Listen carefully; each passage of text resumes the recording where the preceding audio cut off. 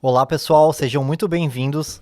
Eu sou Ricardo Dalcastagni e está começando o 8º episódio do Pode Dar Negócio. Olá pessoal, tudo bem? Meu nome é Leandro dos Santos e hoje a nossa entrevistada é a Emily Souza. A Emily é repórter, várias emissoras, as principais do Brasil, né? Uma pessoa que tem muita vergonha perante as câmeras, amiga de longa data. E a Emily está aqui hoje para contar um pouquinho da história dela, essa aventura nos Estados Unidos, É uma aventura, essa né? aventura empreendendo. Nossa primeira convidada internacional, né? Então, primeira. Olha aí, ó, olha aí, ó. Primeira ilustre convidada. Tudo bem, Emily?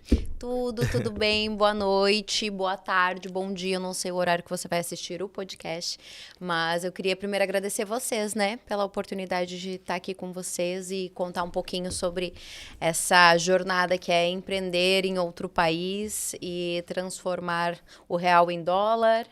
E principalmente estar tanto na vida dos brasileiros que estão lá fora, como também dos americanos, né? Tu falou sobre empreender fora, né? Eu acredito que no Brasil, que a gente já conhece, já mora aqui há muito tempo, já não é uma coisa fácil, né? Imagina tu chegar num país diferente e empreender. Conta um pouquinho pra gente aí, como começou isso, né? Como começou essa história de empreendimento fora do país. Na realidade, eu acredito que o brasileiro ele tem o principal empecilho para você pensar em empreender fora do país, porque nós não aprendemos o inglês aqui, né, de uma forma onde a gente já sai da escola com uma segunda língua, né? Eu sou uma menina que sempre estudei em escola pública, então as oportunidades já começam, né, a ser escassas desde a escola, né? Então, como muita gente, a segunda língua não é algo que você traz. E isso é o primeiro baque, né? Quando a gente pensa em morar em outro país e ainda mais empreender, né? Então, foi um virar de página até nisso e foi por isso que eu fui morar em outro país, né? Eu trabalhava na afiliada Globo aqui em Santa Catarina e foi uma virada de chave quando eu disse eu preciso, né, da segunda língua, eu preciso fazer com que eu tenha essa capacitação e foi por isso que eu fui morar nos Estados Unidos. A princípio seria só para aprender inglês. E aconteceu que, como muita gente diz, né, a gente vê o universo de uma outra forma e você entende que os Estados Unidos ou algum país da Europa, enfim, acaba fazendo mais sentido para você do que estar aqui, né, no Brasil. E foi isso que fez com que eu entendesse, primeiro, que eu tinha passado mais de 10 anos sendo repórter, apresentadora, dentro de uma redação, sou cria de redação, como eu falo. E aquilo começou a não fazer mais sentido para mim. Começou, eu não tinha... É legal porque às vezes as pessoas pensam, né? Nossa, trabalha na TV, deve ser legal, é uma magia. Realmente é uma magia, é algo que você consegue viver em um universo meio que paralelo, mas não... Você tem muitos problemas. Começa aí onde você não tem feriado, onde você não tem Natal, onde você não tem Ano Novo, você trabalha de plantão. Quando acontece uma tragédia, você não tem vida, né? Então, você fica literalmente refém à notícia. E eu já estava cansada desse universo. E eu já tinha prometido que eu não queria mais trabalhar para ninguém, porque eu já estava saturada. Aqui, inclusive em Joinville, eu fui diretora de marketing da Corporação dos Bombeiros Voluntários. Eu já praticava também, eu já tinha essa intenção de empreender já com a minha própria assessoria. Então, a TV ela acabava sendo um hobby, aonde, obviamente, eu ganhava dinheiro com isso. Mas eu já estava começando aqui no Brasil a ter uma movimentação do qual eu acredito que não é o que eu quero para sempre. Eu não quero trabalhar para uma outra pessoa para sempre, eu não quero ter um teto salarial. E isso fez com que eu já saísse daqui com uma ideia de que Vou para aprender inglês, né? No meio do caminho as coisas melhoraram. Eu entendi que dava sim para você ser um brasileiro e ter o próprio negócio nos Estados Unidos. E foi aí que eu me agarrei. Eu falei, eu não vim para cá para passar necessidade, para ser mais uma na multidão. E eu vou fazer acontecer. E eu tinha o que eu chamo de conjunto perfeito para não dar certo. Porque sou, né? Mulher, latina, imigrante, tudo que o americano não gosta, né? O que você não quer é fechar negócio com um americano que desconfia de ti. Eles são muito restritos e eles confiam muito nos homens. E eu falei, por que não? Por que não, né? Então, uma menina que foi lá, começou como estudante. E eu disse, então, eu vou pagar para ver. Como muita coisa, né, do empreendedor, que a gente tem muito isso, né? Os desafios, as coisas que movem a gente. E foi aí que eu disse, não dá para fazer?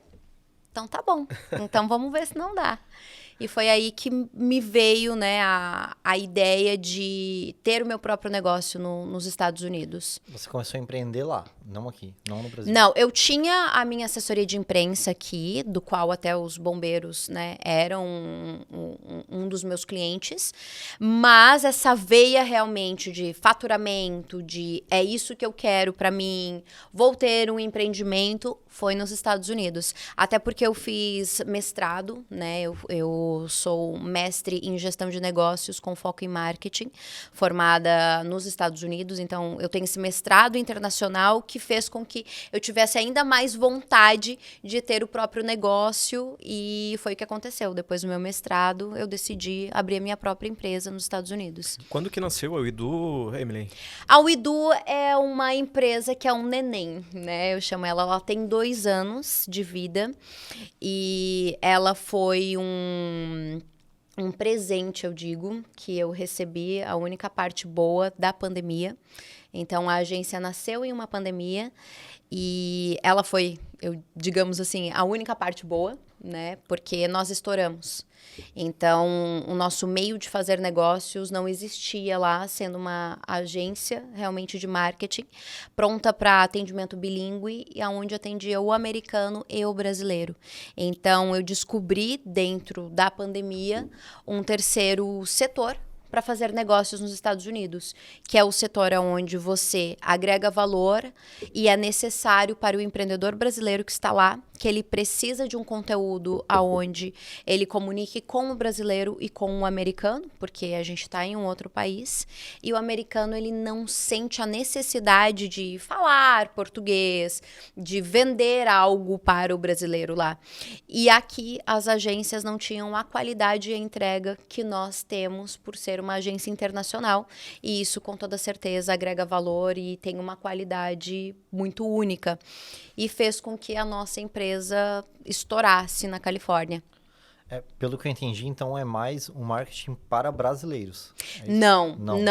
Acaba que os brasileiros nos procuram, porque nós somos a única agência que presta esse serviço nos Estados Unidos. Então, hoje nós estamos em 3 estados americanos, nós estamos em New York, Orlando e Califórnia, e nós somos os únicos que fazem esse atendimento para o brasileiro lá, né, nesses 3 estados. Então, acaba sendo um suporte para o brasileiro que está lá, para o empreendedor que precisa fazer a gestão das mídias sociais e todos os trabalhos desenvolvidos na internet, website, identidade e tudo mais. Só que nós temos também o nosso cliente americano, né, que foi o nosso grande desafio, mostrar o nosso valor e fazer com que o americano entendesse o porquê de contratar a nossa agência e não de um outro americano. Eu acredito que essa foi o nosso principal desafio estando lá. Quais os nichos de mercado que tu atende hoje? É focado? É variável? Dos mais É variável, né? Porque como a gente tem 3 tipos de serviços, né, na WeDo, então a gente tem a entrega imediata, que é de identidade visual, por exemplo, onde o cliente vem, ele fecha negócio e ele recebe o produto e muitas vezes ele até acaba fazendo website e tudo mais, então ele consegue fazer uma caminhada conosco, mas ele não é um cliente recorrente como da gestão das mídias sociais, né? Então a gente tem o foco na identidade visual, em criação de websites e na gestão das redes sociais, que é o cliente fixo, né, que a gente chama dentro de uma agência de marketing. Então, a gente tem diversos nichos. Temos advogados, temos contadores, temos toda a linha de gastronomia que vocês possam imaginar. Então, restaurantes precisam muito desse serviço. Temos arquitetos, temos... Enfim, não tem como a gente setorizar hoje, porque não é viável para nós, assim, porque as pessoas nos procuram muito. A gente tem, ainda bem que temos isso, mas o melhor marketing que existe no mundo, que é o boca a boca, né? Não adianta onde você estiver, se você está fazendo um trabalho bom, as pessoas vão indicar. Então, se eu já posso dar uma dica para quem está começando a empreender, é isso: trabalhe com a qualidade do seu serviço, do seu produto, para que o marketing orgânico aconteça. E é o que acontece conosco. Então, a gente não fecha as portas ainda mais lá, porque a gente sabe também da dificuldade que é. Nós temos um serviço hoje na WeDo, inclusive, que ele é um projeto para empresas que estão começando a empreender nos Estados Unidos.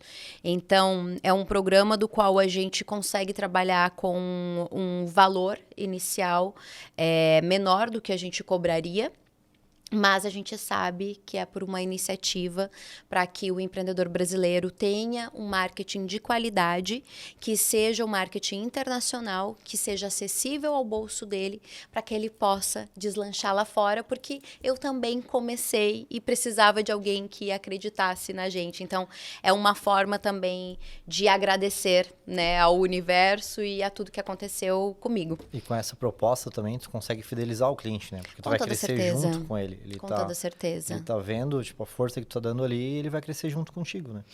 E isso é muito bacana, porque eu acredito que o cliente mais fiel a você é aquele que valoriza e você também valoriza o cliente e ele te valoriza, né? Esse é o cliente fiel, porque ele sabe que você está trabalhando com propósito.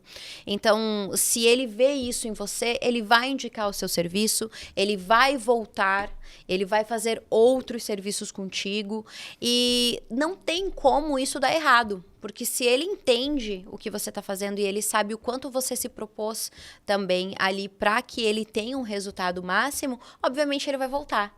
Então, você acaba criando um looping, né? Onde o cliente é grato, você faz a entrega, né? Obviamente precisa ter uma qualidade da entrega e ele volta para você, né? É um flow que a gente chama, e isso já aconteceu várias e várias vezes, o que a gente Bacana. fica... Além você comentou que tem muita indicação, né? Sim. Além da indicação, como que tu capta hoje lead? Eu sei que tu é muito boa em network, né, Emily? Sim. Como que você faz essa captação hoje? Bom, até para as pessoas entenderem um pouquinho, o mercado americano, ele é diferente do brasileiro na hora de fechar negócio, né? Então, o mercado americano, ele é muito mais voltado para matemática. Ele é de um nicho de exatas. Então, o americano, ele precisa entender qual é o seu processo, o que você vai entregar e qual o resultado que ele vai ter com o seu produto ou com o seu serviço. A partir do momento que ele entende qual é o retorno que você vai dar para ele, você consegue fechar negócio. Então, nós entramos nessa linha, né, que é uma linha extremamente calculada para o americano e também para a gente. Então, não tem muitos riscos, o que é diferente daqui do Brasil. São mais né? metódicos também. Com certeza. E você não precisa trabalhar lá tanto com o narcisismo que nós chamamos, né? Então, você não precisa agradar ao cliente, você não precisa dar presentes ao cliente. Até por regras né? de compliance e tudo mais, né? Exatamente. Então, eles são super polites e eles são muito francos. O que você tem para me oferecer, quanto vai custar e qual é o resultado que eu vou ter com isso.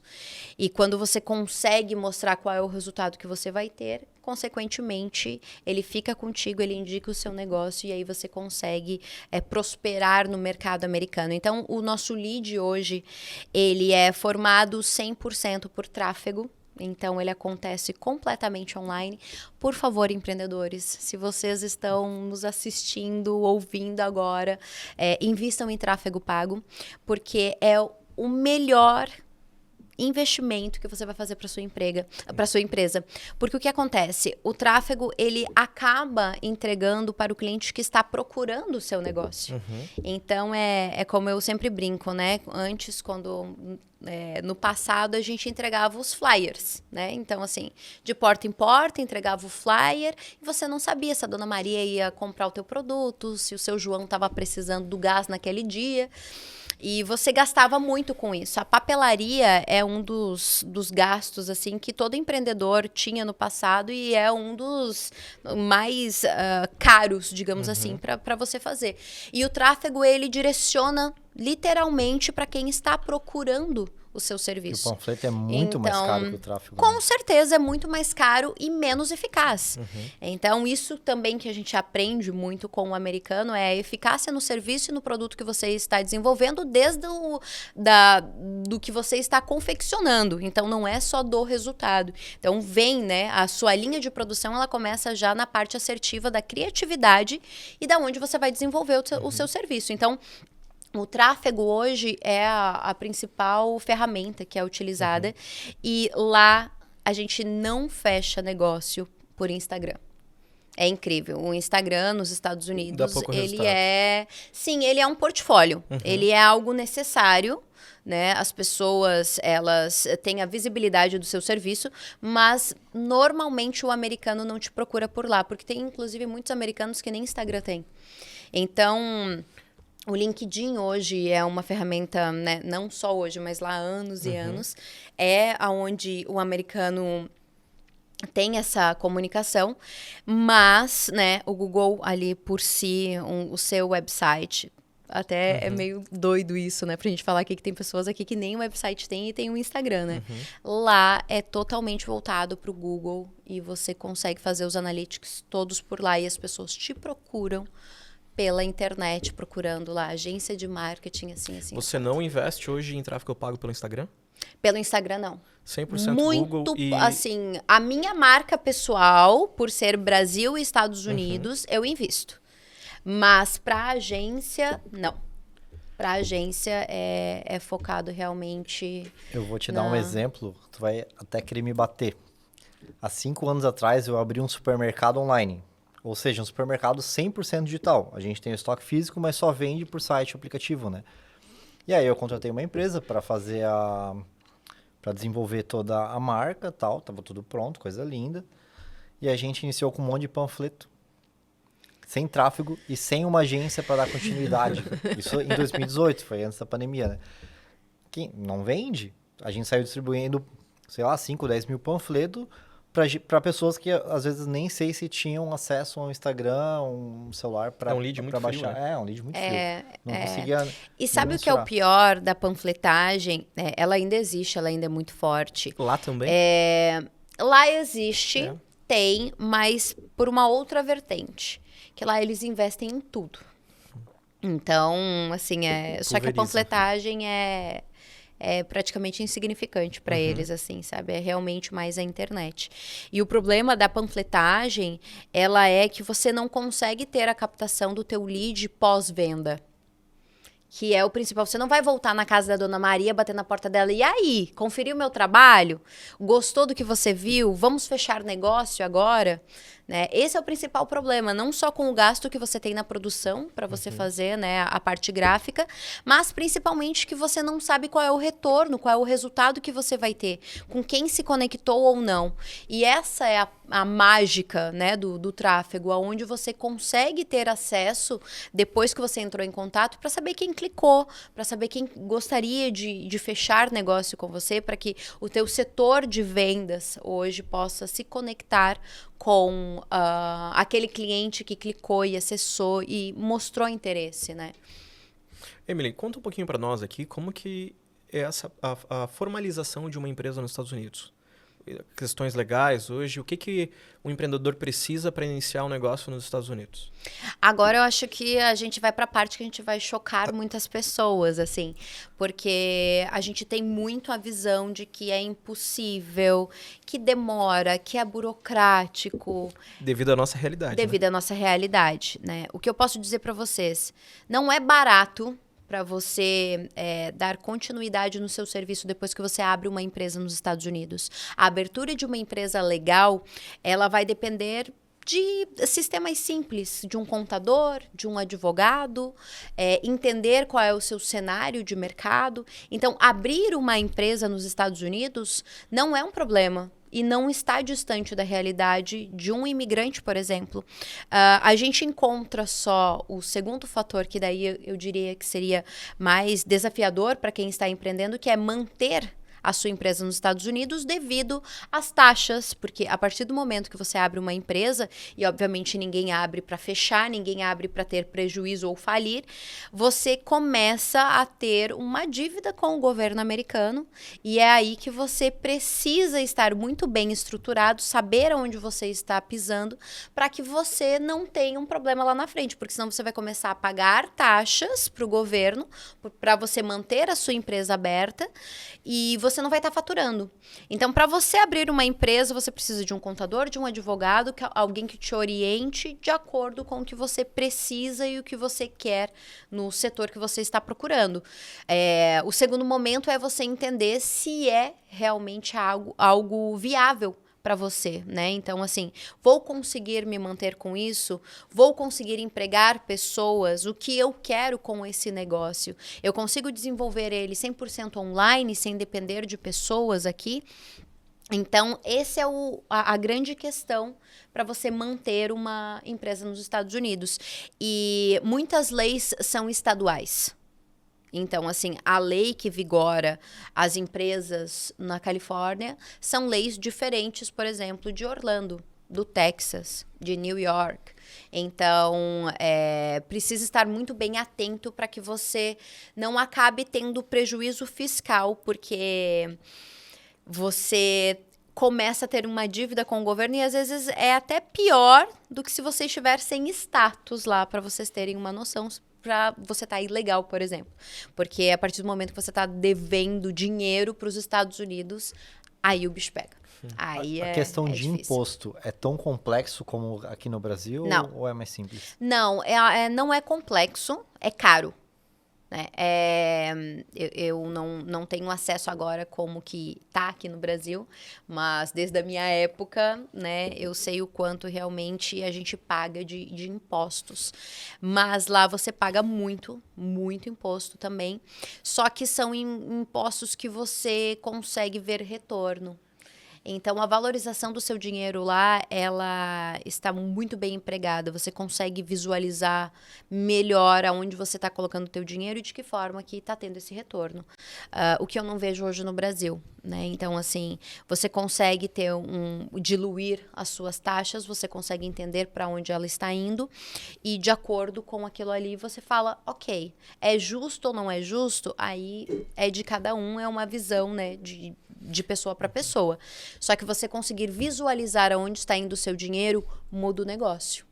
Então, por exemplo, a Califórnia é o estado onde você paga um absurdo para você ter uma empresa aberta na Califórnia. Inclusive, o Elon Musk, ele mudou, né, a matriz da empresa dele. Então, Tesla hoje tem uma parte na Califórnia, só que ele tirou a matriz de lá por causa dos impostos. Então, Grandes a gente não empresas está estão falando saindo do Vale do Silício, né? grandes empresas por causa da tributação. Então, assim, você vê realmente as pessoas migrando, só que lá é diferente porque o empresário, ele não tem a vaidade que tem o brasileiro. Então, ele vai realmente para onde ele vai pagar menos, né? Eu vejo que existe ainda uma vaidade aqui no Brasil, onde você mora em um local, às vezes, que o investimento é maior para você ter, né, aquele Status. empoderamento, o status. O americano, ele não quer pagar. Aí você, não, para onde que eu vou para pagar menos, né? É isso, assim, a visão do americano é muito diferente da visão do brasileiro nesse quesito, assim, sabe? Ele não tem essa vaidade. E ou ele tem dinheiro ou ele não tem dinheiro, eu quero pagar ou não quero pagar. É muito preto no branco. E o que eu vejo diferente aqui no Brasil, né? É o que eu sempre falo, R$200 não é o mesmo que $200.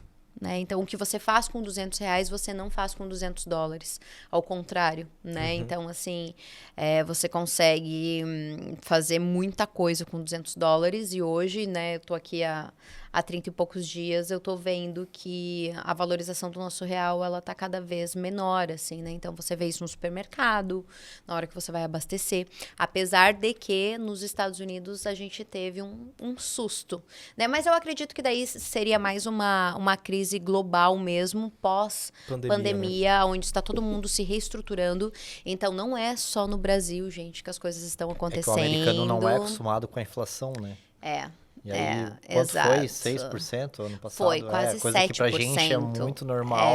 Exato. Pro americano é muito acima da média. Exato. Né? Até pra gente colocar em termos bem práticos, quando eu cheguei nos Estados Unidos, vai fazer 7 anos agora em dezembro, eu pagava R$2,49 no galão da gasolina. Tá? Então, assim, eu abastecia um tanque de um Prius, né, que é um carro híbrido, por $35. Hoje, você abastece um Prius por quase $60. Então, assim, foi o dobro, realmente, de aumento, né? Em quase, vamos lá, 6 anos. E isso para o americano é muito. A gente não tem hoje o americano em si contente com o governo por causa das taxas e do que ele está pagando hoje. Emily, voltando para a tua história ali, né? A WeDo tem 2 anos. Você chegou nos Estados Unidos há 6. Vai fazer 7 anos agora em dezembro. Isso. Aí, quando você chegou, já começou a empreender, partir mais para esse lado? Não, na realidade, quando eu cheguei, como a ideia realmente inicial era de aprender inglês, eu já fui trabalhar em uma escola de inglês, que era onde eu fazia, né, as minhas aulas, e o que foi muito bacana, o que foi muito legal. Então, foi o meu primeiro emprego nos Estados Unidos, já foi trabalhando na escola de inglês. Cheguei com a cara e com a coragem, falei assim, estão precisando, estou por aqui. Então, foi o meu primeiro emprego nos Estados Unidos e isso já me deu uma noção de mundo muito grande, assim. Como que funcionava o sistema americano dentro de uma escola, hierarquia. Eu comecei a entender que lá, para você demitir um funcionário, é só realmente se ele fez algo muito... eles não têm o costume de demitir alguém por qualquer coisa, sabe? Eles fidelizam realmente o funcionário. Eles não querem se incomodar com isso. Então, ali eu já tive o meu primeiro acesso a esse mundo empresarial, já trabalhando dentro de uma empresa americana, né? De uma escola americana. Então, partiu dali e eu já comecei a ver os nichos de mercado. Depois de 1 ano, eu voltei para o Brasil, eu passei férias aqui e já começou aquela ideia de que talvez aqui não seja mais a minha casa. E eu gosto de salientar isso, que eu estava bem estruturada aqui no Brasil. Então, eu não fui para lá para tentar a vida. né? Eu fui para lá para realmente aprender um idioma e me aperfeiçoar. O que fez eu ficar foi a liberdade e a qualidade de vida e educacional, tudo que eu tinha lá que, infelizmente, aqui no Brasil eu não tinha. Segurança e o que a gente sabe que é super clichê, mas é a verdade, é o que faz com que o brasileiro se encante pelos Estados Unidos. Então, depois de um ano eu vim, já deu aquela primeira impressão de que acho que não quero mais. Só que Não tô mais ainda acostumada assim, com isso. exato, ainda assim eu estava em dúvida. Então, no segundo ano, eu prestei, né, vestibular lá, passei num mestrado para negócios. E aí que eu vi que eu realmente gostaria de ficar, que eu comecei a entrar em um universo acadêmico, onde você entende o que é gestão de negócios nos Estados Unidos. Então, números, dados e como abrir uma empresa, de que forma que isso acontece. Foi ali que a ideia surgiu, né, a partir do meu mestrado. Aí eu voltei para o Brasil, sempre em dezembro eu vinha, né, para visitar a família, amigos. E ali eu já tinha certeza. Eu falei, não, agora eu estou vindo para visitar. Avisei minha mãe, avisei meu pai. Falei, olha, minha vida agora é lá. Mas quem te conhece sabe que tu sempre teve esse espírito de aventureira, né? Sempre, Você deixou a família em Lages, morou em Joinville. Conta um pouquinho lá do teu passado. Da onde que tu é, Emily? Não vim de berço de ouro. Infelizmente, não nasci herdeira, gente. Infelizmente, né? Então, assim, acho que cada pessoa tem uma história e a minha é exatamente aquela que nasceu em Lages, serrana. E eu vim de uma família de empreendedores. Então, a minha raiz, ela sempre foi de alguém que não ia se acomodar no mesmo lugar, no mesmo emprego. Então, minha mãe sempre empreendeu, meu pai sempre empreendeu. E eu tinha essa noção de que eu não queria, né, algo muito que se alongasse demais, né, dentro de uma empresa. Então, eu nasci em Lages, eu fiz toda a minha escolaridade lá até o 3º ano. E aí eu decidi fazer jornalismo. Quando eu decidi fazer jornalismo, eu não tinha eira nem beira e eu falei, eu quero e eu vou pra TV porque eu vou ser repórter de TV. Já tinha essa ideia. Já tinha essa ideia. Eu fiquei entre fazer direito ou jornalismo. E com 16 anos eu já comecei a trabalhar. Então eu sempre trabalhei porque primeiro eu queria trabalhar para ter meu próprio dinheiro, porque os meus pais não tinham condições de me dar mesada, todo, né? Eu não tinha essa estrutura. Eu tinha muito amor, muito carinho, muita educação, mas meus pais não tinham dinheiro. Então eu era uma menina realmente, gente, lá do interior do interior. Mas eu tinha uma ideia fixa e eu sou muito determinada.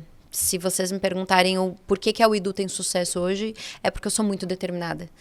E isso desde os meus 16 anos. Quando eu decidi, eu falei, eu vou fazer jornalismo e eu vou trabalhar em TV. E desde lá as pessoas já davam risada. Tipo assim, como você vai trabalhar em TV? Então, aos 18, eu fiz vestibular para jornalismo, comecei jornalismo e no segundo semestre eu já me enfiei para apresentar o jornal da faculdade. Eu falei, não tinha ninguém, imagina. Gente, segundo semestre da faculdade, você tá no 1º ano. Então, eu era pequenininha, com 18 anos, aqui na mesa, falando boa noite, com uma carinha de bebê, uma voz super delicada ainda de criança. E eu falei, eu vou fazer isso aqui. E eu passei no piloto. Eu passei no piloto entre tantas jornalistas, né, que estavam ali. E aí, alguém me viu já da TV. Eles estavam precisando de uma repórter em uma TV regional. Isso no primeiro semestre? No primeiro semestre. No 1º ano, no segundo semestre, né? Semestre. Então, ele me viu e ele falou, né, Emily, gostei muito do seu piloto, vai fazer um teste com a gente. E eu falei, eu vou, com a cara e com a coragem, e fui. Passei no piloto, comecei já a trabalhar na TV com 18 anos. Então, a minha primeira reportagem para o SBT foi a queda do avião da Esquadrilha da Fumaça em Lages, onde tivemos, né, a morte de um capitão da esquadrilha. E até ali eu era desacreditada, porque para eu sair da TV Araucária, que se chamava para ir para o SBT, eu tinha uma coordenadora que ela falava assim, você vai ter que me provar por que você vai para o SBT. E antes não tinha muita hierarquia. Era rostinho bonito, enfim, eles meio que tipo assim, vamos tentar pra você ser repórter. E comigo não. Comigo foi tipo assim, por que tem que ser você e não outra pessoa? E aquilo doía no meu peito, porque era o meu sonho. E aí aconteceu que no meu piloto para o SBT, caiu o avião e nós fomos a única equipe que conseguiu filmar o avião caindo, porque eram 7 aeronaves e nós estávamos filmando exatamente a que caiu. E ali a gente já saiu correndo com a fita na época, porque a aeronáutica já queria pegar todo o material da imprensa, não podia ser vinculado nada, o que estava saindo ali. E literalmente, a gente fugiu com o material do acidente, com a queda. E a minha primeira reportagem já foi nacional, já foi para a SBT Brasil. Eu já entrei ao vivo com o Carlos Nascimento para conversar com ele. Já entrei ao vivo para todo o estado, dando as últimas notícias. E ali eu já virei repórter da SBT com a coordenadora querendo ou não. Então, assim, foi... O ferro sendo forjado no fogo. Exato, mesmo, né? Foi assim, tinha experiência nenhuma. Sabia o que estava fazendo? 50%, o outro 50% foi na cara e na coragem, né? Então, ali eu comecei e eu não parei mais. Eu vim pra Joinville, porque eu vim... Que ano foi isso? Ai, Ricardo. 2016, 17? Não, foi agora, faz uns 2 anos, né? Tinha 18. 2007, 2008, aquela coisa assim. Então, foi mais ou menos isso. Acho que foi entre 2007 e 2008. Uhum. E aí eu vim para cobrir o festival de dança pelo SBT já. Me encantei pela cidade. E aí foi o meu desbravar mais uma vez. Que eu voltei para Lages, decidida a vir para Joinville e comecei a ligar para todas as emissoras. Oi, tem vaga? Oi, tem vaga? Com 18 anos. 19 anos. Mas já estava um tempo no SBT. Já estava um ano. Lages. Já estava um ano no SBT, trabalhando em Lages. Vim cobrir o festival de dança pelo SBT. E aí, Joinville me encantou até pelo tamanho e tudo mais. E também pessoalmente, né? Largou família, mãe, veio sozinha Larguei pra cá. tudo. Eu vim com uma mochila nas costas, com um emprego arrumado por telefone, que eu comecei a ligar para todo mundo, e a Band tinha um emprego de produtora. E aí eu acabei vindo para cá para ser produtora. Vim de ônibus, 7 horas de viagem, fiz a entrevista, voltei para Lages. Em 15 dias eu tinha pedido a conta, me mudado, vindo para cá e comecei a trabalhar como produtora na Band. Deu 3 meses que eu estava como produtora na Band, eu queria voltar para reportagem, abriu a vaga em Joinville para a reportagem do SBT, eles já me conheciam. E aí eu voltei para as telas, voltei a ser repórter do SBT. E aí comecei, toda a minha trajetória em Joinville. Então, sempre foi a cara e a coragem. Ninguém queria alugar nada para mim, porque eu não tinha folha de pagamento, eu não tinha demonstrativo nenhum, então não tinha lugar para morar. Mãe e pai não poderiam me sustentar aqui. Eu assustei minha mãe, porque eu nunca tinha saído de casa. De repente, falei, tô indo para Joinville, para a maior cidade do estado, sozinha. E o meu emprego eu acabei de arrumar. Por então, telefone. foi por telefone, mãe. Então, eu sempre gostei de dar uns sustinhos na minha mãe, assim. Ô, e Emily, aí começou. Fiquei curioso aqui. Conta pra gente essa primeira história tua na reportagem aí, a nível nacional, né? Foi incrível. Mas conta alguma outra reportagem que tu fez aí, que tu possa falar pra gente, que marcou. Eu acredito que os acidentes, eles sempre marcam a gente, né? Porque o acidente você tem que ser frio e calculista, mas ao mesmo tempo você é um ser humano. Então, eu vi muito acidente onde a gente chegava, às vezes, antes que os bombeiros. Então, a gente via os corpos dentro dos carros, muito acidente de moto, onde a gente via muita coisa feia. Mas, então, o acidente sempre foi uma coisa que mexeu muito comigo. E eu tive uma história pessoal com um acidente aos 16 anos. Eu quase morri em um acidente de carro. Então, eu só consegui tirar esse trauma depois que eu comecei a dirigir. Então, eu não conseguia entrar num carro que eu tremia, assim. Era a única coisa que me abalava. E aí, quando eu comecei a fazer matérias sobre acidentes, eu tinha que engolir toda a minha história, todos os meus traumas e dar a notícia, o que tinha realmente acontecido. Então, para mim, o que mais marcou foi o acidente aqui em Joinville, do ônibus que caiu na Serra Dona Francisca, onde 52 pessoas morreram. E a gente tinha que noticiar, a gente ficou 3 dias e 3 noites dentro da redação, fazendo toda a apuração de fatos, conversando com os familiares das vítimas. E como você liga para o pai, para uma mãe, perguntando se realmente aquele nome era da pessoa que estava ali, né, e tinha morrido naquele exato momento. Então, foi muito difícil, assim, eu acredito que foi a tragédia que mais me marcou. Eu já estava na NSC, né, na RBS na época, e foi comovente para toda a equipe, né. Então, você conseguir separar o profissional, né, do emocional, do humano, e obviamente você não consegue separar 100%. E vocês vão lembrar, era muito difícil você ver um repórter chorando, você ver um jornalista chorando.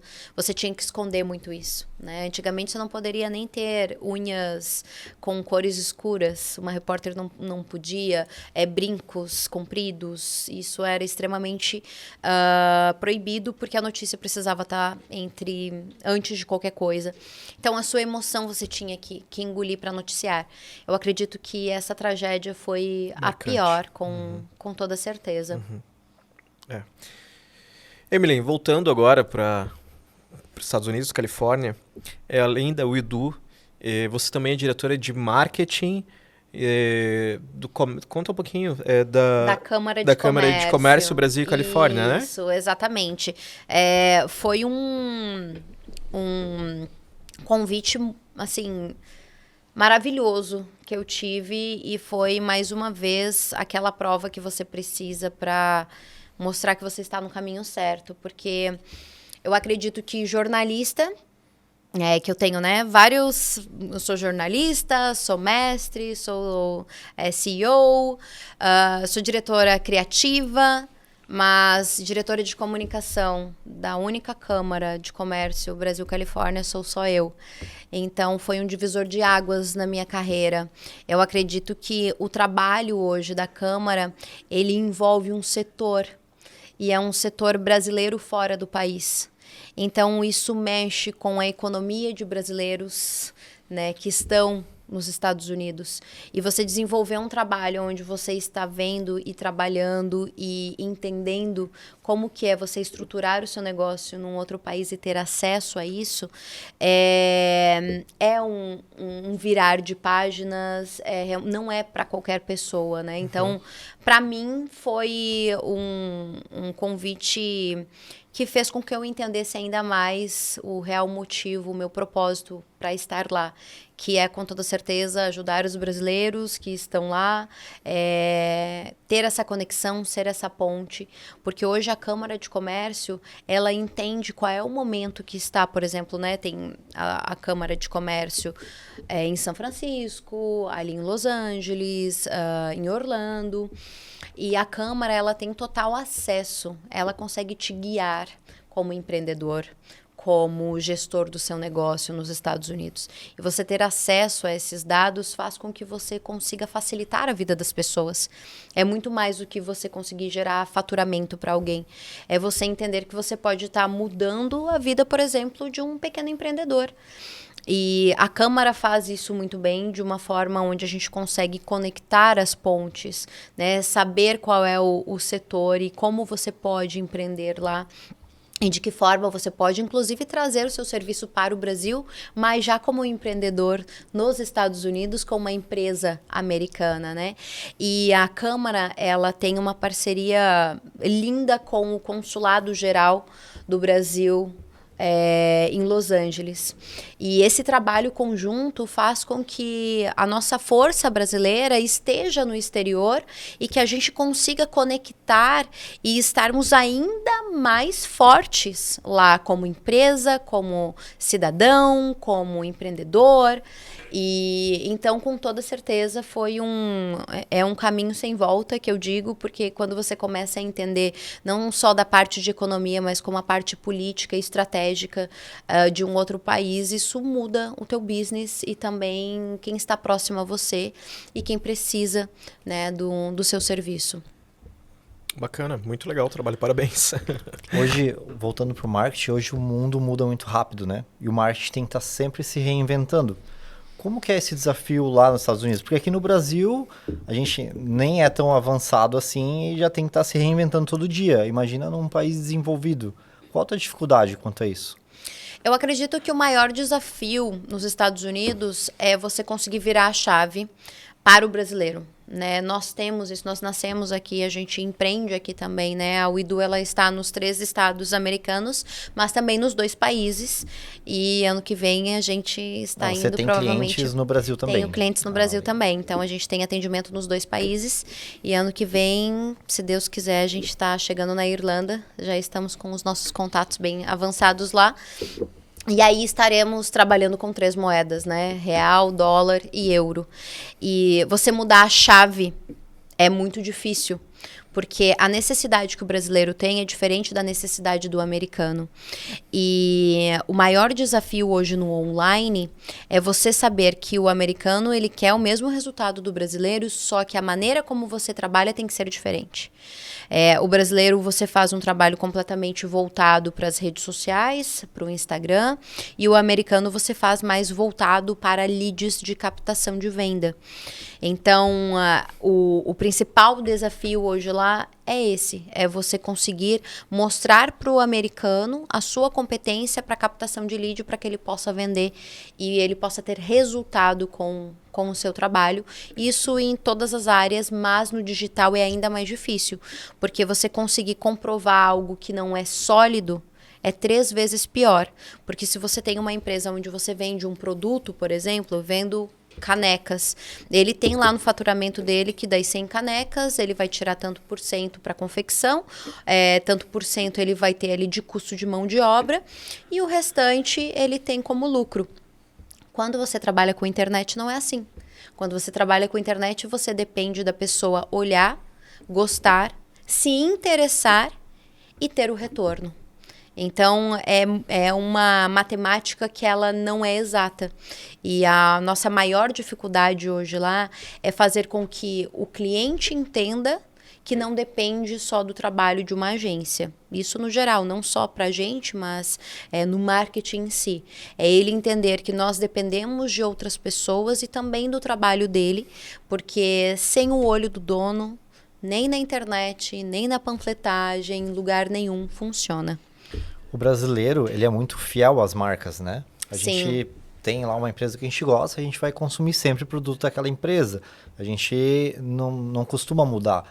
O americano também é assim? Ele é fiel à marca que ele gosta? Ele é. O americano, ele tem um jeito de ver as marcas bem estratégico também.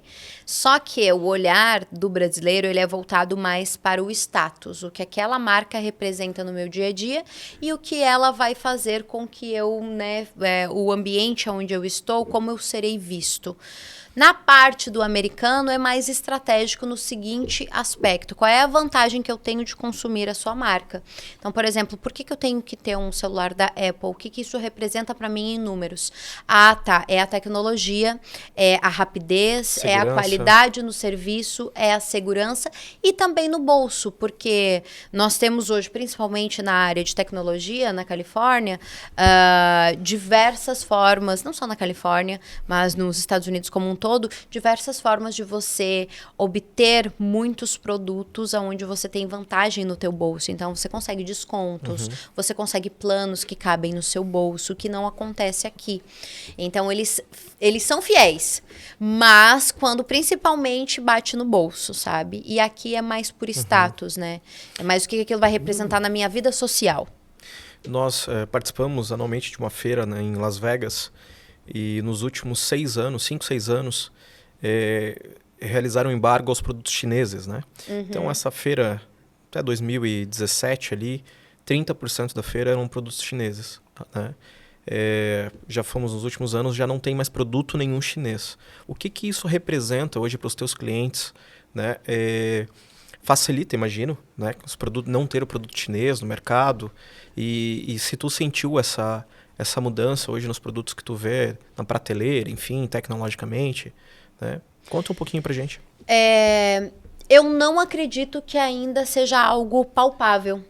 Eu não vejo isso no nosso dia a dia de uma forma tão estratégica, que é quando você está no meio de empreendedores e você vê que o consumo de produtos, né, chineses acabou diminuindo. Eu vejo que lá existe muito, principalmente no Amazon, nossos produtos são chineses. Eles estão em primeiro lugar, então a fabricação lá de produtos chineses é gigantesca. Eu não consigo ver isso de uma forma palpável ainda no mercado americano. Até porque a gente tem hoje um cenário onde o produto chinês ele entra de uma forma lá muito estratégica e o americano tem muita vantagem em descontos, taxas e tudo mais com o produto.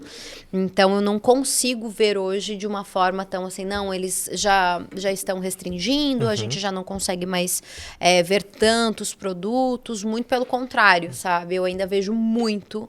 E lá tem uma coisa que em todo lugar a gente tem, né, problemas, isso não vai mudar lá. A maneira de consumo do americano e até da gente com o passar dos anos, ela acaba sendo muito... Você não valoriza mais o produto como você valoriza aqui no Brasil. É algo muito descartável. Então, como os produtos são muito acessíveis, lá você acaba tendo um consumo muito maior. E, essa xícara quebrou.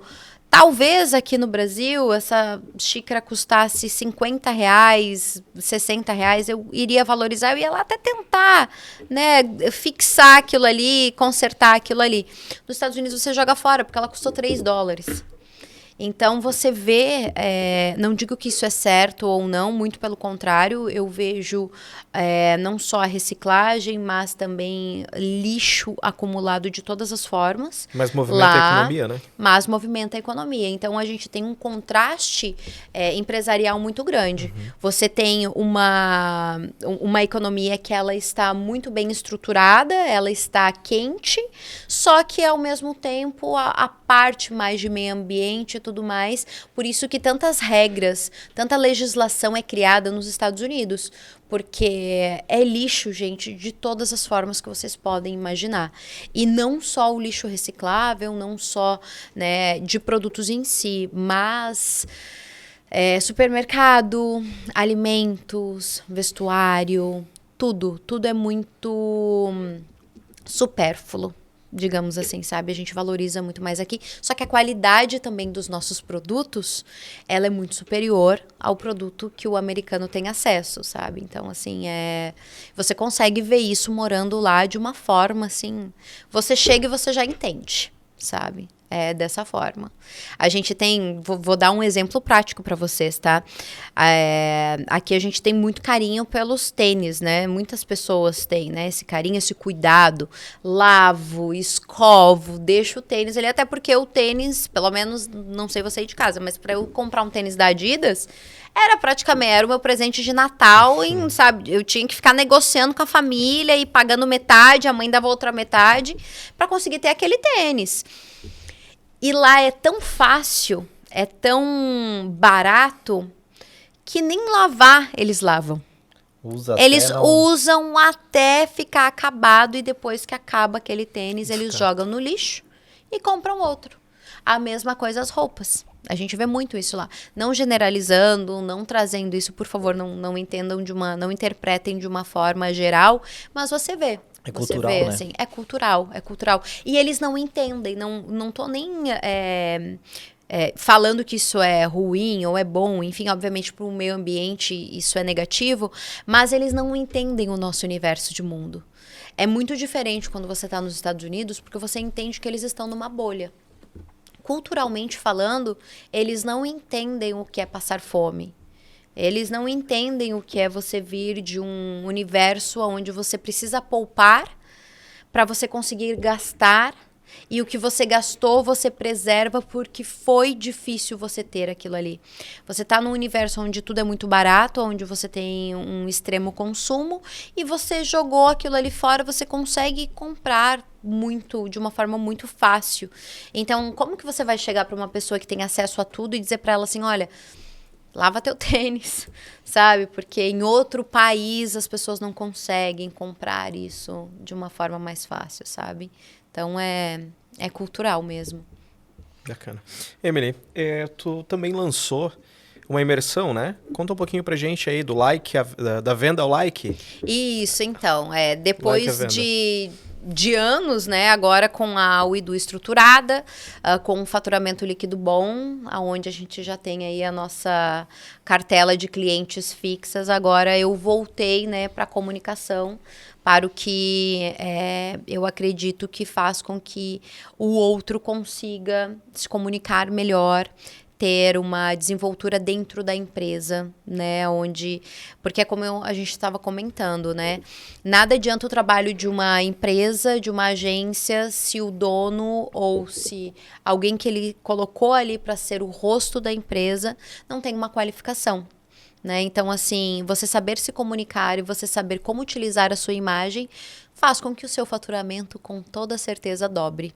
E quando as pessoas entendem isso de forma estratégica, faz com que você não tenha só dinheiro no bolso, mas também uma fidelidade de clientes, onde você consegue fazer com que o seu business cresça, né, em escala e você tenha retornos benéficos, né? Então, assim, as pessoas que sabem se comunicar e sabem o poder que elas têm nas mãos, da própria imagem e saber se colocar na hora certa, da forma certa, faz sim com que você esteja na frente de muita empresa. E a internet veio para mostrar isso, né? A própria pandemia veio para desmistificar essa coisa daquele empreendedor que estava, né, behind the scenes, né, atrás das câmeras, aonde ele não tinha tanto contato e não precisava tanto. Hoje você precisa mostrar qual é a qualidade do seu serviço, o porquê ser o seu serviço e não o do seu concorrente. Porque hoje está escrachado que se você não fizer o seu bem feito, tem alguém do lado que está batendo na porta falando, compra o meu produto. Então, do like à venda veio exatamente para isso, para que as pessoas entendam qual a melhor forma de se comunicar e como fazer com que o seu negócio seja de uma forma muito estratégica e que ele chegue até a venda. Então, isso vai desde os princípios básicos, que muitas pessoas não sabem, do Instagram e tudo mais, até a questão de construção de imagem oratória e o que a gente chama de media training, né? Que é você saber falar se posicionando para a câmera, com o celular, luz, enquadramento e qual a melhor forma de você falar, né? Aonde, quando, que está atrás no seu cenário. É fundamental, é como se você pegasse um empreendedor na mão e falasse assim, tá, você fatura bem, é bacana, mas você quer ir para um patamar melhor? Então eu estou aqui para te ajudar, porque a comunicação faz isso. Empresas não vendem para empresas, né? Não. São pessoas que vendem para pessoas. Né? Exato, exatamente. Então tem que ter as Exato. pessoas que a gente fala, identificar quem é que está por Exato. trás da empresa, criar essa autoridade, a identidade, né? Isso é muito importante. Quando você cria essa identidade com o seu público, você entende que as pessoas, elas têm, não adianta, é algo interior do qual você precisa se sentir pertencendo a uma comunidade. E quando eu me sinto dentro daquela comunidade, eu compro. Porque ou eu me identifico com você, pelo que você representa na minha vida, ou porque eu te admiro, ou porque realmente eu entendo que você está num patamar acima. Então, eu quero ser como você, eu quero estar com você. E a comunicação faz com que isso aproxime o seu público e que ele possa entender que é muito bom, sim, saber se comunicar e estar com você, com a sua marca, né? Porque camisetas pretas, né? Vocês estão aí de preto, hoje eu também aqui, né? Todo mundo vende uma camiseta preta. Mas por que comprar de mim e não de você? E eu só vou saber quando eu escutar a pessoa falando, o dono da empresa falando, para que os valores conectem, né? Porque as pessoas se conectam com pessoas a partir dos valores que elas entregam. E isso está cada vez mais... É fundamental, né? Quem ainda não entendeu que a comunicação é a arma vai ficar para trás. Perfeito. Aproveitando a brecha, Eu ia falar, né? Camiseta então, preta. primeiro Opa! episódio, né? Olha aí. Nós estamos patrocinados pela 30.1, nosso patrocinador, né? Está aqui no telão, vai aparecer aqui embaixo também. E nesse episódio a gente está com um bônus aí para os ouvintes, que terão 10% de desconto em todo o site. O site é o 30.1.com.br. Eles estão nas redes sociais também, Instagram, Facebook, como 30.1. Então acessem lá, coloquem Pode Dar Negócio 10, que é o cupom de desconto. Olha Beleza? aí, ó. Emily, como que eu faço para participar da imersão? O Leandro, eu aqui quero participar da tua imersão. Então, hoje, acessando pelo meu Instagram, né, e também pelo website emilysouza.com.br, ou ainda entrando em contato pelas minhas redes sociais, que é Souza com Z, Emily. Você tem todo o acesso, você consegue já ir para a plataforma e tudo acontece online, é muito fácil. Se tem uma coisa que a praticidade americana me trouxe, foi de realmente deixar um universo muito bem estruturado para o brasileiro também. E a gente consegue fazer tudo online, né? Hoje em dia é só a gente ter a ferramenta certa. Então, se você acessar aí as minhas redes sociais ou o website, você já entra completamente nessa imersão e você consegue ter um divisor de águas, é uma transformação na vida das pessoas, porque a gente está falando aí, né, de um background, de uma jornalista, de uma comunicadora, e eu vi muita coisa, né, segurando o microfone você consegue entender quais são os problemas, quais são realmente o que as pessoas não conseguem, né, o porquê elas tremem, o porquê você não consegue falar para as câmeras. Isso também é uma coisa que eu vivo falando. Não é que você não consegue falar para as câmeras, é porque você não está se sentindo seguro daquilo. E você não consegue se sentir seguro de nada na vida que você não tenha prática. Então, né, é como dirigir, é como você tá falando ali nos stories, e tudo isso é ensinável. Tudo isso você consegue ensinar uma outra pessoa a praticar, a fazer com que o negócio dela vire... É como quando você está conversando com uma influencer, que ela fala assim, quando eu comecei eu não era assim, quando eu comecei também era difícil. Por quê? Porque você ainda não tem a prática. A partir do momento que você consegue praticar a comunicação, não só aparecer nas redes sociais, mas em si, falar em público, né, conseguir dar a sua mensagem de uma forma mais clara, mais efetiva, você entende que é prática. É prática. Só que, obviamente, existe toda uma estratégia por trás disso, né? Porque senão todo mundo, né, hoje em dia, teríamos aí vários locutores, repórteres por todos os lados, né? Então, a técnica que te leva à perfeição. Tem que aprender a ter a prática, né? Exato, exatamente. Perfeito. Emily, para finalizar, sim, poxa, queria ficar mais tempo, já deu 1 hora. Passa muito rápido, passa né? muito rápido. Passou muito rápido. Quais os próximos passos da Emily Souza, da WeDo, teus pensa no projetos, o que tu futuro, pensa né, no futuro? da WeDo? Então, para o WeDo Empresa, hoje nós estamos consolidando um segundo momento, né? Como para a gente, ainda bem, Califórnia ficou pequena. Nós estamos agora com números e estratégias para expandir para outros países, para trazer principalmente para a Europa, onde a gente consegue ver um nicho de mercado muito bacana também. E não só da parte estrutural, como também faturamento. Eu acredito que esse seja o próximo passo da WeDo, é realmente a gente escalar para outros países, porque ainda bem, né, estamos ficando pequenos lá. E Emily Souza, como marca, está vindo para o Brasil para trazer toda essa trajetória de conexões internacionais, né? Porque o que a gente aprende muito lá é que as conexões fazem com que você tenha acesso à informação, e a informação é uma arma que, se bem utilizada, ela consegue te trazer muitos benefícios. Então, conexões internacionais, acesso à informação, a você saber saber aonde você vai colocar o seu dinheiro de forma estratégica. É o que eu estou trazendo hoje para o Brasil, é o que eu estou palestrando e trazendo como referência, né, do que nós temos nos Estados Unidos, os acessos que nós temos, e mostrando para o empreendedor brasileiro que não é impossível, basta ele querer, principalmente, e entender que existe um processo para isso. Nos Estados Unidos hoje nada é rápido, só que se você tem persistência e audácia, você consegue chegar muito longe.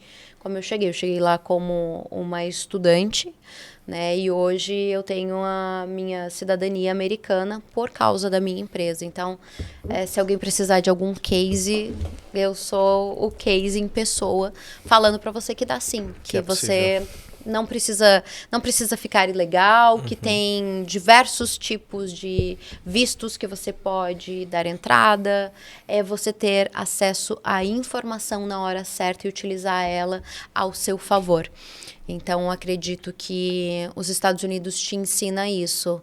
Ele te forja de uma forma onde você cria uma casca e entende que a utilização da informação de forma estratégica faz com que você chegue muito longe, mesmo você sendo um estrangeiro naquela terra.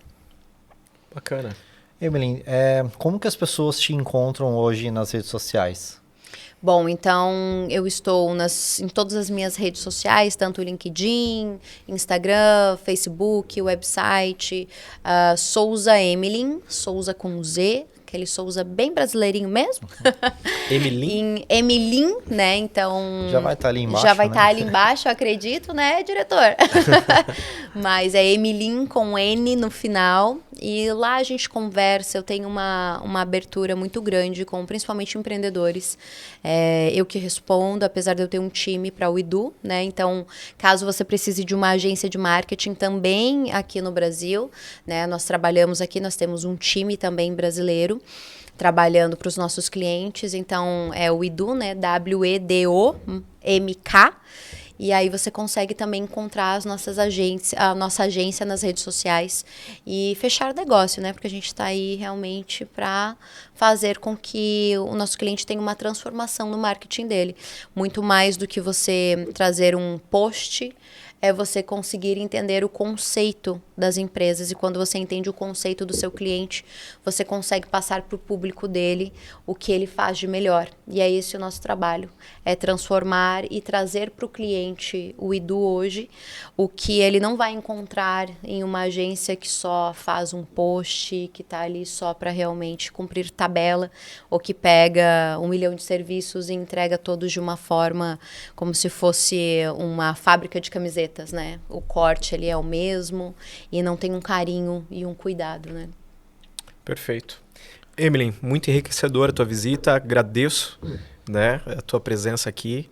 Com certeza trouxe muito conhecimento a todos, né? E falo em nome do time todo aqui, tenho certeza que isso vai trazer muito resultado ainda pra gente aqui.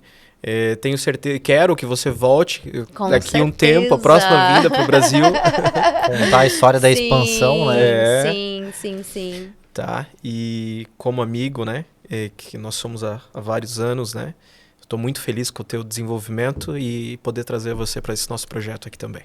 E eu estou muito orgulhosa também, né, porque você voltar para o Brasil é que é incrível, assim, quando você tá em um outro universo e você volta para sua casa, né? Porque isso é uma coisa que eu queria deixar registrado aqui, sabe? Antes de encerrar. Porque eu vejo hoje muitos brasileiros falando que não tem orgulho de ser brasileiro, que não gosta de ser brasileiro. Mas vou dizer uma coisa para você que tá aí assistindo a gente agora. Né? E isso é muito sério, tá? Em nenhum lugar do mundo você vai ser honrado. Mesmo você tendo uma cidadania americana, que é o meu caso, mesmo você tendo um documento, você não pertence a outro lugar. Você nasceu aqui, você é brasileiro. E se você não se orgulha de ser brasileiro, nenhum outro povo vai se orgulhar disso. Então, basta você pegar o que tem de melhor no nosso país, porque tem muita coisa boa também, tem muita coisa ruim, como em qualquer lugar do mundo. Mas quando você entende que o brasileiro ele faz acontecer, mesmo com pouco, mesmo com escassez, você consegue dar a volta no mundo e você consegue ter sucesso. Então, eu voltar para minha casa hoje, que eu tenho tanto orgulho, eu tenho muito orgulho de dizer que eu sou brasileira lá fora e que eu bati na porta e falei assim, ó, deixa eu entrar, e as portas se abriram, eu falando que era brasileira, mulher, imigrante, né, tendo fundado a primeira agência de marketing por uma imigrante na Califórnia, eu digo para você que também é um orgulho, né, voltar e ver um projeto como esse, ver o quanto o empreendedorismo ele está desenvolvendo aqui no Brasil e as pessoas estão muito mais ligadas. Para quem não sabe, nos Estados Unidos hoje 99% das micro e pequenas empresas desenvolvem um valor de mais de 22 bilhões de dólares por ano e essas empresas têm menos de 500 funcionários, menos de 100 funcionários. Então, dá certo. E é muito bom estar aqui com vocês hoje, ver um projeto desse e uma iniciativa para os empreendedores, né? Eu fico muito honrada de estar aqui com vocês hoje. Emily, a honra é nossa, agradeço aí a tua presença. Eu não conhecia a tua história, o Leandro me apresentou umas 2 semanas, né, quando a gente fechou que você participaria e eu fui dar uma olhada. Então, agradeço de coração a tua presença, acho que foi muito enriquecedor toda a tua história aqui, teu conhecimento. Obrigada, gente. Perfeito, e sigam o nosso podcast, Pode Dar Negócio. A Emily falou das redes sociais dela. O meu Instagram é leandro.protal. O meu é Ricardo Dalcastagni. Vocês podem estar encontrando também a gente no @Pode Dar Negócio, né? E em todas as plataformas de áudio e vídeo. Spotify, YouTube. Perfeito. E para lembrar, nós estamos sorteando, né? Na verdade, dando um bônus de 10% do nosso patrocinador, a 30.1. Então, acessem lá, @30.1. Coloquem Pode Dar Negócio 10, está aqui embaixo. E muito obrigado por mais esse episódio aí que vocês estão conosco aí. Valeu, pessoal. Até a próxima. Valeu.